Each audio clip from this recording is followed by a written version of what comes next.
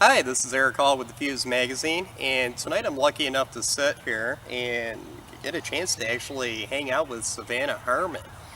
Savannah, you want to say hi to everybody? Hello, everybody at the Fuze and everywhere.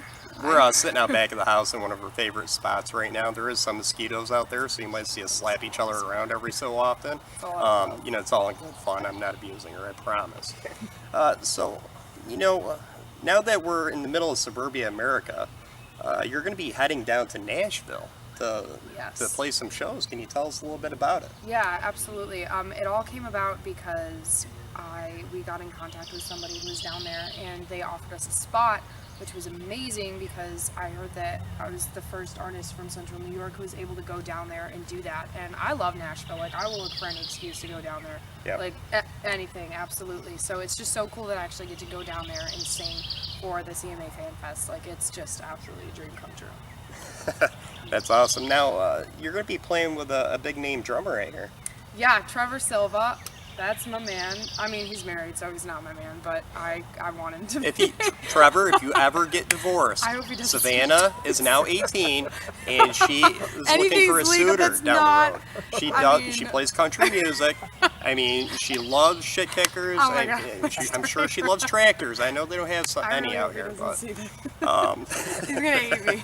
I'm sure his wife is a wonderful person. That's not where I meant to go with that, but yeah, he's awesome. We met him at 11th Theft concert, and he was their drummer. And I saw him walking around earlier during the show, and then afterwards, I just met him and said hi, and then we started talking, and he was telling me about like his motorcycle and how he like got in an accident and he almost died, and then and then he just gave me a lot of like good life advice, and he was so genuine, and it really just kind of, I don't know, like for that it's really rare. I feel if you're on tour with a national act to find somebody who cares that much about one 18-year-old girl in the audience. So he got us some shows on Broadway, which just makes me love him even now, more. what's a couple of the venues you're going to be playing? Belcourt Taps I will be at on Friday. That's from 4 to 4:45, and then the other venues I believe are to be announced. I don't really know where they are yet, but like I said, I don't care where they are. I could be on a roof. I don't care. I don't care. I'm just gonna start singing. So I guess that's Hey, it. I don't think anybody down there would complain. You could put one of those guitar boxes out and Yeah. the cases, and you could sit there and play on a street corner. I'm sure you'd probably walk Yeah. out with a few $1,000s. Yeah, people do that down. Like that's all people do down there. It's just great. They just play music. Like there's music just everywhere all the time, which is why I love it so much. Now, you're going to be playing shows down in Nashville, and you're huge into country music. Who's your male and female idol in country music? Johnny Cash is my male idol. I mean, I don't really know if I have a female country artist. I definitely, Shania Twain is somebody that I really look up to. My older brother actually likes her too.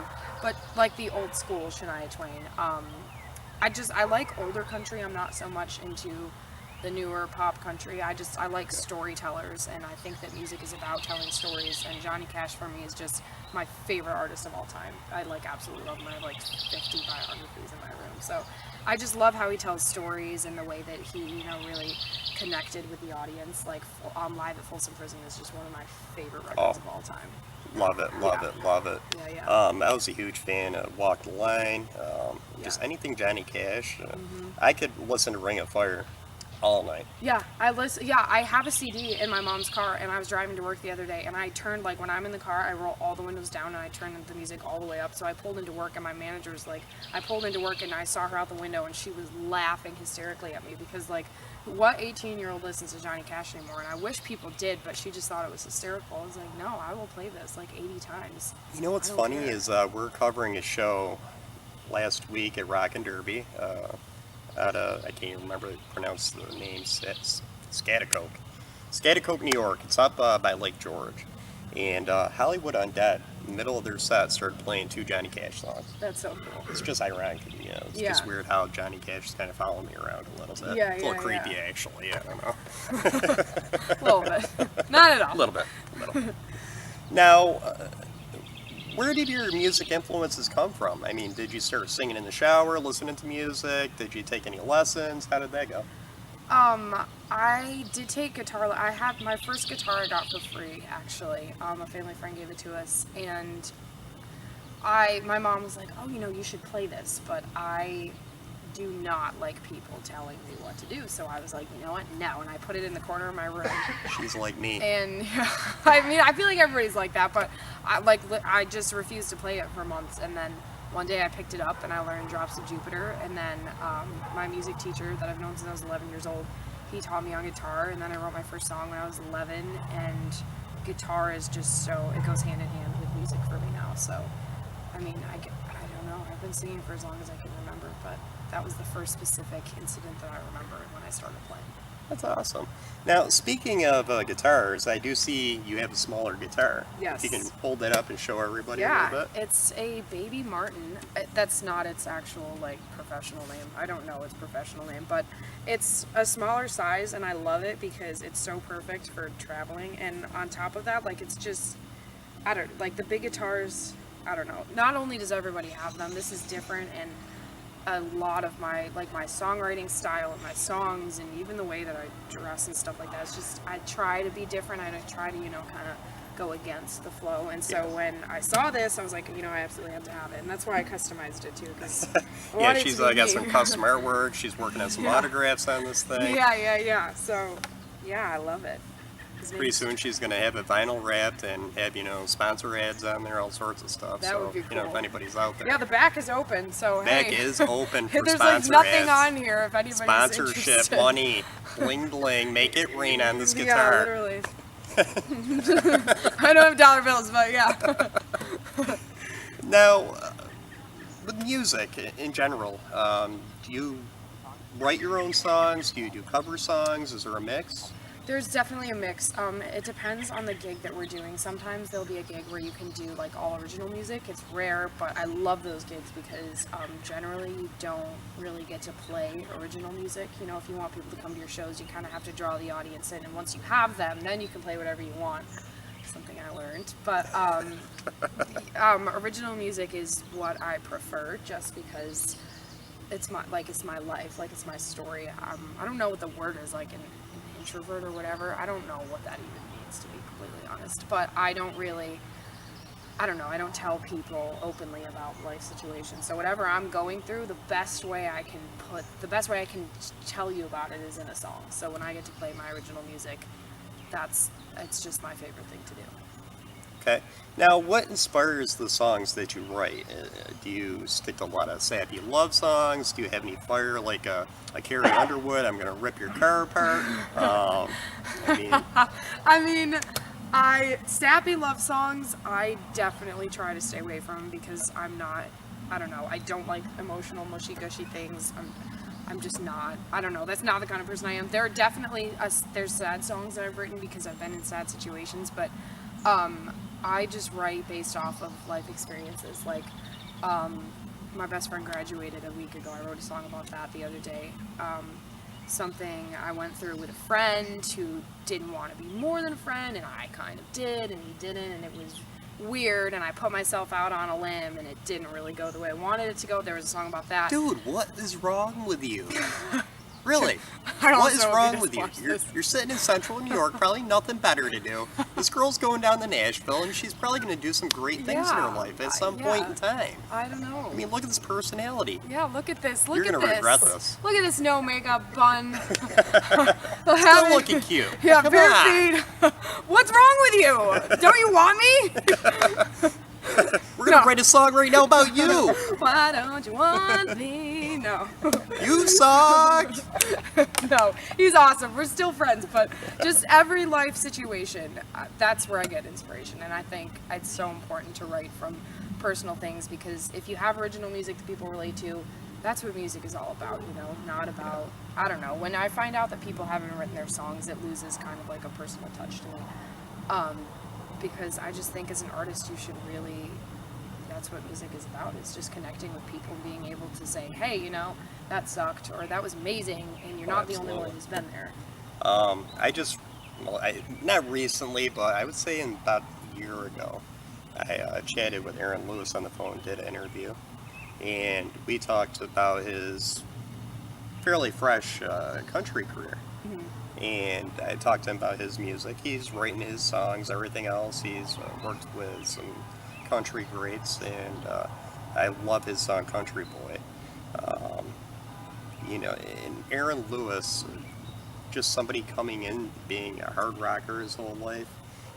That man has really switched gears and come into the whole country scene based on old country music. You know, based off being out in the country, tractors, hunting, fishing, and everything else. And that almost sounds like your style as well. So Yeah. I think you're headed down a good path because I do see a resurgence Yeah. of the old style of country. I think Yeah. the pop country is almost a fad at this point. Yeah, And I think for it's going to be kind of winding back down. So Yeah. kudos to you. I hope. Thank you. Yeah. I'd search for that feel good, roll your windows down, old school, you know, real music. That's what I'm looking for. We want to hear about hay wagons. We want to hear about Yeah. this. And we Yeah. love you, Carrie Underwood, you know, and I have a huge boy crush on you. The legs are amazing. But we don't want to hear Just about say, yeah. smashing people's lights out and everything else. We want to Yeah. hear about summertime, good old fun, having a couple drinks and rolling around in the hay and, Yeah. you know, and doing some Real stuff. bumper derby with four-wheelers or something else. Yeah. And hearing about everybody on the riding routes. So Yeah. For sure. now, moving forward a little bit, what are your plans coming up throughout the rest of the year besides going down to Nashville? I hear you're going to meet Loretta Lynn as well. Yeah, that's insane. At first, my mom told me, and I was like, "Wait, what?" I was like, "No, I'm not." I was like, "What?" Yeah, thanks.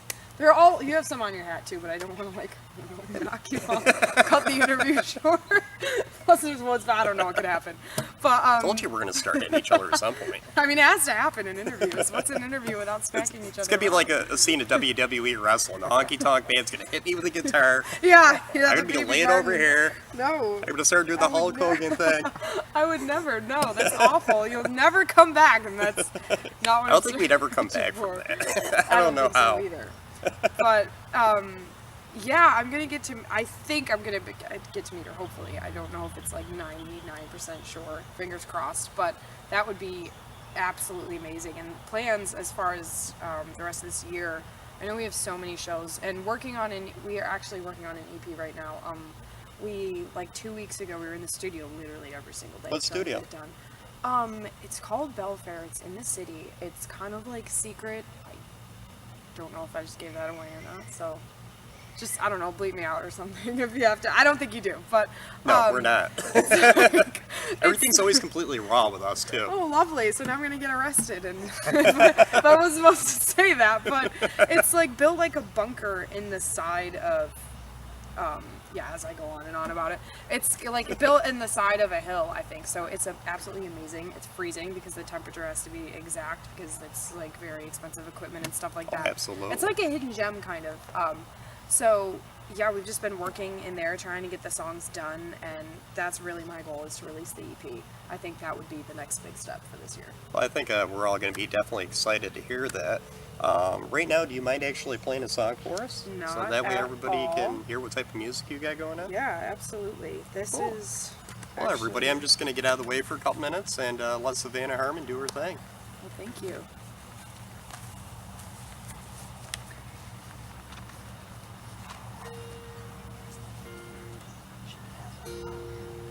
This is actually my favorite song that I've ever written. It's called I'll Find Land. I wrote it at the top of my stairs with my dog. I'm not lying, that's 100% true. So yeah, it's called I'll Find Land.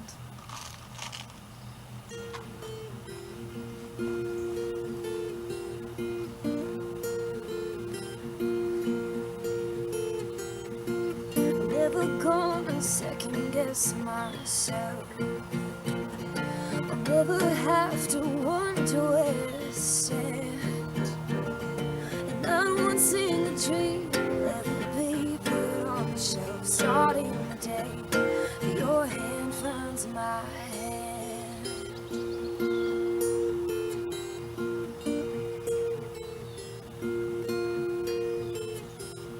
You know it hurt when he up and left.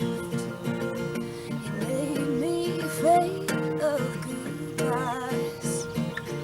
Don't wanna risk love, it always ends up in smoke. But for you, I will wave away my pride. We're all custom made, baby, you made just for me. Set apart in a million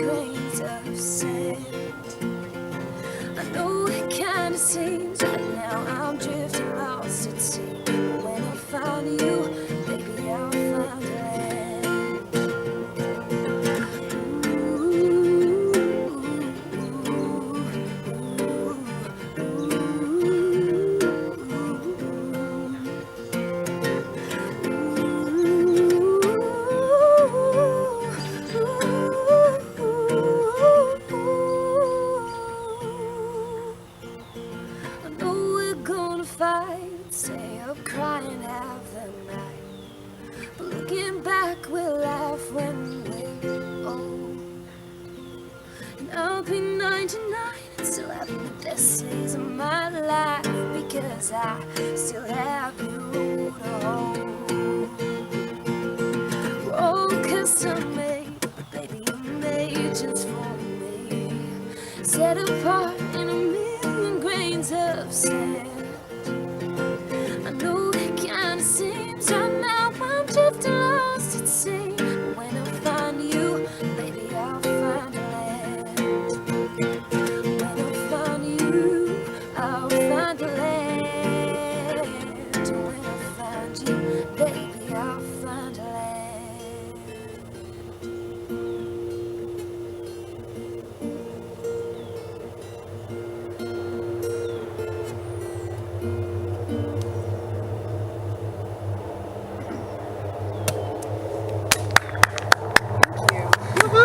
Thank you so much. Thank you.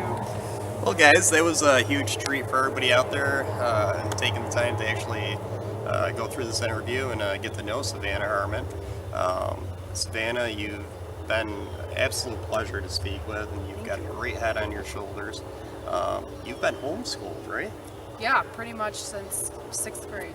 So for a long time. I wish I could stay home since 6th grade. Right? I really Best. could. It really was the best. I loved it. Now, who homeschooled you? Was it your mom or? My dad, actually, people are always really surprised. They're like, what? But he actually works nights. He works from he goes to sleep at 12, and then he'll get up, he'll go to work at 4, and then he won't come back till 8 the next morning. Sleep for 2 hours, then get up, and he taught us, and then did the same thing over and over. Yeah, it was incredible. And I feel terrible because I gave him such a hard time, doing work, because school's not my forte. Every kid says that, but really it was a struggle. So here, again, we're relating, yeah. Yes. But yeah, it was really, it was hard for him, but it was hard for both of us. But I wouldn't have had it any other way, because I don't know, I love being home, and It's an amazing thing when a parent cares about you that much to get little sleep, to further your education in life and see you blossom. So once again, kudos to Dad as well.